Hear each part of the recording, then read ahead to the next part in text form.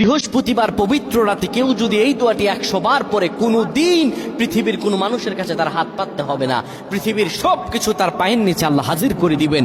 দারিদ্রতা থেকে মুক্তি দান করবেন, বিপদ আপদ থেকে মুক্তি দান করবেন, তার সম্মানকে সুউচ্চতা দান করবেন, অসুস্থতা থেকে দূরে রাখবেন।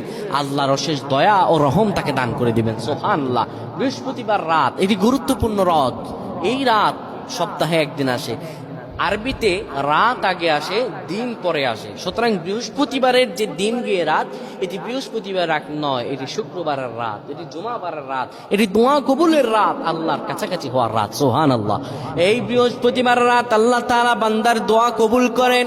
কেউ যদি বৃহস্পতিবার রাতে ঈশা নামাজের পরে পবিত্র হয়ে ইয়া হাইয়ু ইয়া হাইয়ু ইয়া হাইয়ু ইয়া রফিয়ু ইয়া রফিয়ু ইয়া রফিয়ু এই দোয়াগুলো পড়তে পারে 100 বার, আল্লাহ রব্বুল আলামিন তার মর্যাদা বৃদ্ধি করে দিবেন। তার জীবনটাকে আমার আল্লাহ সুন্দরভাবে সাজিয়ে দিবেন। বিপদ আপদ বালা মুসিবত গুলো আমার রব্বুল আলামিন দূর করে দিবে। আল্লাহুম্মা আমিন বলেন।